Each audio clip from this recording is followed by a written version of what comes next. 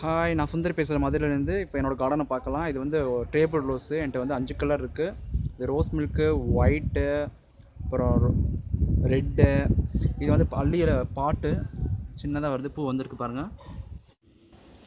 இது வந்து பார்த்திங்கன்னா அள்ளியிலே 2வது பூ. ஃபஸ்ட்டு பூ பூத்து வாடிட்டு, இது 2வது பூ பூத்துருக்கு. 3வது இப்போ மொட்டு விட்டுருந்ததையுமே இப்போ நம்ம ஊடலை வந்து நம்ம வந்து ஃபஸ்ட்டே வந்து பார்த்துருந்தோம்.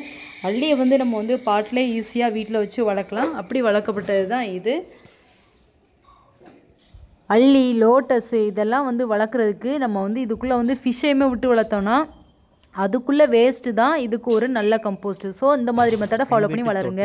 அள்ளி இது ஒயிட்டு, ரோஸு, ரெட்டும் மஞ்சளும் இப்போ இன்னும் பூக்கலை வந்துட்டுருக்கு. இது வந்து கோலியாஸு.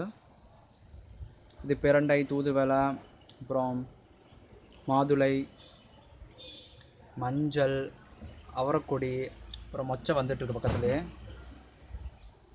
இது காராமணி, கீழே வந்து மேலே வந்துட்டுருக்கு கொடி. பூசணிக்காய், இது துளசி, கோழிக்கொண்டை, சாமந்தி, கோழிக்கொண்டை, ஓமவல்லி, கோழிக்கொண்டை, மிளகாய், புளிச்சக்கீரை, பிரண்டை. இது வந்து பார்த்திங்கன்னா செடி பசலைக்கீரை. இது வந்து ரொம்ப நல்லது. பருப்பு போட்டு சாப்பிட்லாம்.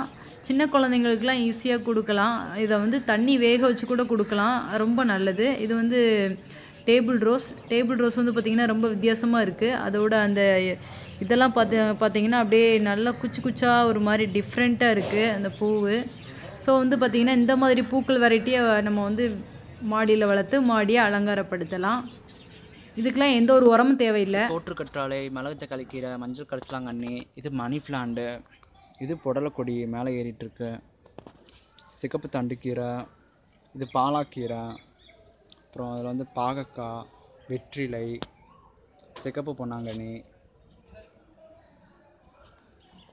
இது வெள்ளரி கொடி.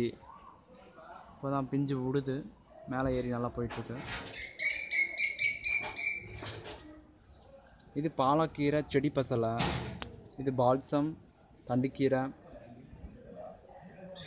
இது வந்து சிவப்பு பொன்னாங்கண்ணி, இது புளிச்சக்கீரை, இதுக்குள்ளே வந்து துளுக்க சாமந்தி, அப்புறம் தக்காளி விதை, இதில் வந்து புடலங்காய், கார்ன், அப்புறம் இது உங்களுக்கு தெரியும் நித்திய கல்யாணி, டேபிள் ரோஸு, இதுதான் மஞ்சளும் ரெட்டும் பூக்களை.